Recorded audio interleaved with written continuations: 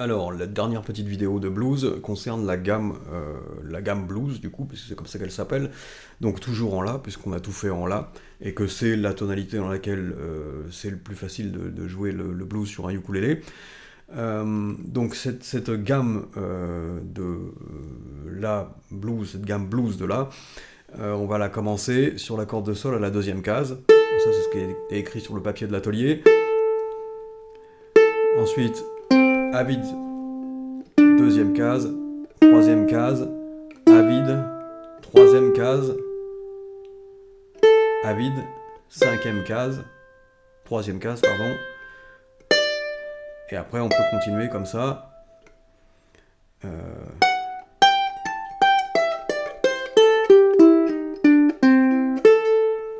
on peut se contenter déjà de jouer dans les 5 premières cases. C'est pas mal d'aller peut-être jusqu'au Ré.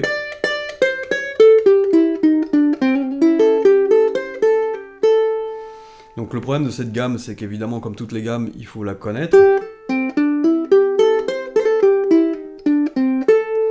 Mais qu'on ne peut pas se contenter de la jouer comme ça dans un morceau parce que ça va pas marcher. Ça va être trop linéaire, ça va ressembler trop à je joue la gamme que je connais. Donc ce qu'il faut faire, c'est sortir de cette gamme et avec les notes de cette gamme, improviser des petites lignes mélodiques. Donc en général, c'est des groupes de 2 ou 3 notes, voire d'une note pour le blues par exemple. Avec un glissé, je pars de Ré ici. Je vais jusqu'à... Non, pas de Ré, je pars de Sol, et je vais jusqu'à La, et ensuite je joue la corde de La à vide. Voilà, ça fait un effet, c'est la même note, mais qui se répète avec un timbre légèrement différent, et qui est précédé d'un glissé.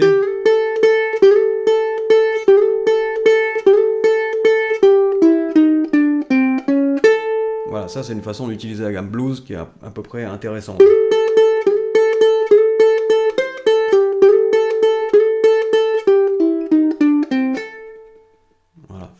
Alors après, avec la gamme et avec ces notes, il y a des petites choses qu'il faut arriver à maîtriser. Le vibrato, c'est faire vibrer légèrement la note pour lui donner un peu plus d'âme, parce que si on fait la note comme ça et qu'on la laisse sonner, là, elle a une vibration qui est un peu trop terne.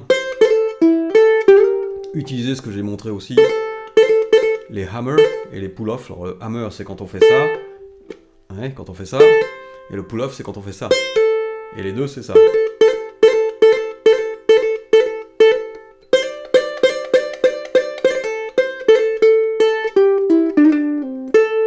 Voilà, il y a plein de petits trucs comme ça qu'il faut arriver à faire pour que ça sonne blues en fait. Parce que si on fait les choses trop platement,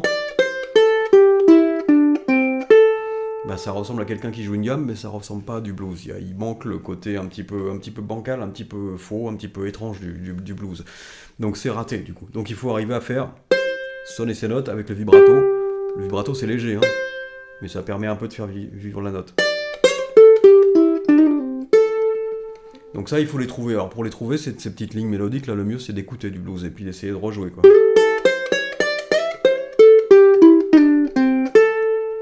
C'est du chant, c'est quelqu'un qui chante, en fait. En général, l'instrument, il répond au chanteur. Voilà, donc c'est des toutes petites mélodies, en fait, qui sont constituées de 3-4 notes, qu'on peut répéter des fois pendant presque toute la grille,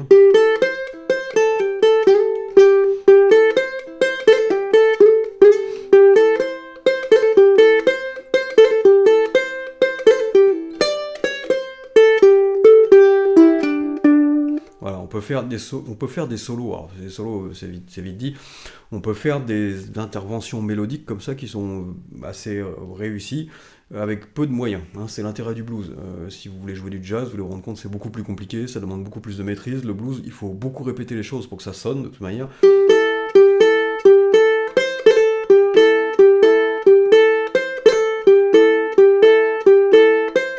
C'est la façon d'amener ces notes qui va compter et non pas les notes en elles-mêmes en fait, ou assez peu quoi. Les notes en elles-mêmes, on en a très peu à disposition puisqu'on peut jouer avec la même gamme sur les 3 accords du blues. Il n'y a pas besoin de changer de gamme. Ça c'est la particularité du blues.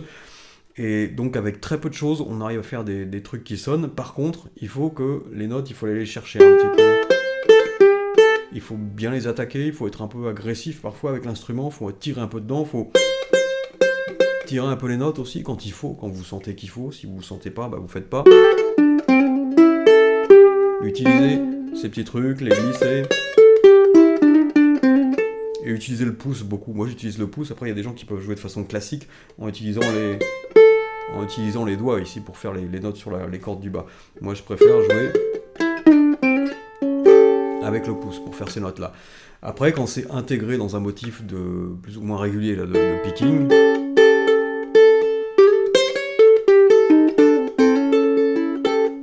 souvent je joue 2 notes à la fois, donc je peux jouer avec le pouce l'index, le pouce le majeur. Ça, on fait avec ce qu'on a et avec ce qui marche le mieux. Donc il faut tester en fait. Hein. Là du coup, j'ai dit tout à l'heure que l'index il restait sur la corde de mi, c'est faux par exemple. Là, on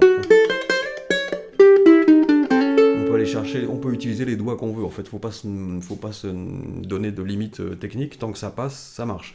Si ça sonne, ça marche. Peu importe comment on fait. Ce qui compte, c'est que ça sonne en fait. Le blues, il faut que ça sonne. C'est pas très technique, donc il n'y a pas besoin il n'y a pas besoin de connaître beaucoup de techniques pour y arriver. Ce qu'il faut, c'est connaître les rudiments, là, la gamme, et arriver à la jouer de façon intéressante, de façon à ce qu'elle soit musicale, en fait. Ce qui n'est pas évident, parce qu'elle n'est pas très intéressante, cette gamme, a priori, comme ça. Voilà. Donc si on introduit ces bouts de gamme dans un blues, ça donne un truc à peu près comme ça.